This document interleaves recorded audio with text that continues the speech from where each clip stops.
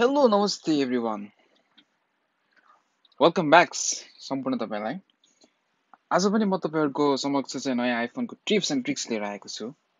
र मलाई लाग्छ तपाईहरुले अहिलेसम्म मैले राखेका चाहिँ विभिन्न आइफोनको टिप्स एन्ड ट्रिक्सहरुलाई तपाईले चाहिँ हेरिसक्नु भएको छ र आफ्नो चाहिँ आइफोनमा पनि युज गरिसक्नु भएको छ र आज पनि फेरि म तपाईहरुको माझमा चाहिँ फेरि नयाँ एउटा आइफोनको टिप्स एन्ड ट्रिक्स लिएर आएको छु र आजको ट्रिक्स अन्तर्गत हामीले चाहिँ आइफोनको एप स्टोरबाट डाउनलोड गरेको एप्लिकेसनलाई कसरी चाहिँ हाइड गर्न सकिन्छ र कसरी चाहिँ अनहाइड गर्न सकिन्छ भन्ने कुराको बारेमा म तपाईलाई चाहिँ ट्रिक्स लिएर आएको छु र आशा छ आजको ट्रिक्स पनि तपाईहरुको लागि एकदम युजफुल हुनेछ र अब म आफ्नो ट्रिक्सलाई चाहिँ यहाँबाट स्टार्ट गर्न चाहन्छु सबैभन्दा पहिला चाहिँ तपाईले चाहिँ सेटिङमा जानुपर्ने हुन्छ सेटिङमा गइसकेपछि तपाईको स्क्रिन टाइम भन्ने हुन्छ स्क्रिन टाइममा तपाईले क्लिक गरिसकेपछि त्यसपछि कन्टेन्ट एन्ड प्राइभेसी रिस्ट्रिक्सनमा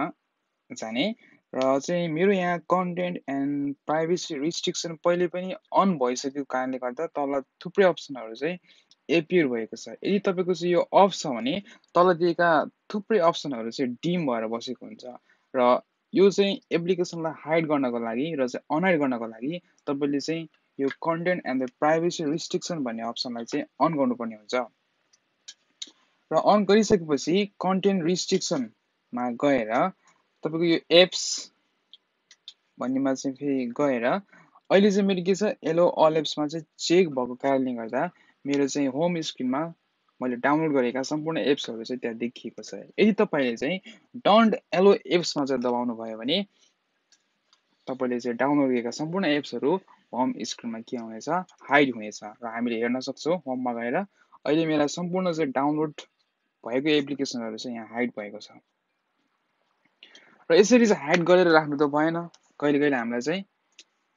त्यो एप्लिकेसनहरु चलाउन पनि मन लाग्छ र त्यो बेलामा चाहिँ हामीले चाहिँ कसरी चाहिँ हाइड भएको एप्लिकेसनलाई फेरि चाहिँ अनहाइड गर्न सकिन्छ भन्ने चाहिँ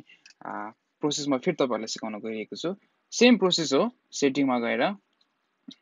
स्क्रिन टाइममा जाने त्यसपछि कन्टेन्ट एन्ड द प्राइभेसी रिस्ट्रिक्सनमा जाने अनि कन्टेन्ट रिस्ट्रिक्सनमा जाने एप्समा जाने same back process allow all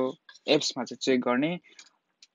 home स्क्रिनमा गएर हेर्न सक्नुहुनेछ यसरी तपाईले चाहिँ डाउनलोड गरेको सम्पूर्ण एप्सहरुलाई चाहिँ हाइड र फेरि चाहिँ अनहाइड गर्न सफल हुनुहुनेछ र तपाईलाई आजको मेरो भिडियो कस्तो लाग्छ यदि तपाईलाई चाहिँ राम्रो लाग्छ भने लाइक गर्नुस् कमेन्ट गर्नुस् र अन्त्यमा मेरो च्यानललाई यदि सब्स्क्राइब गर्नु भएको छैन भने यसलाई सब्स्क्राइब गर्नु होला र यस्तै भन्दै म फेरि अर्को चोटी पनि नयाँ टिप्स एन्ड ट्रिक्स लिएर आउने छु अहिलेलाई चाहिँ यति नै बाइ बाइ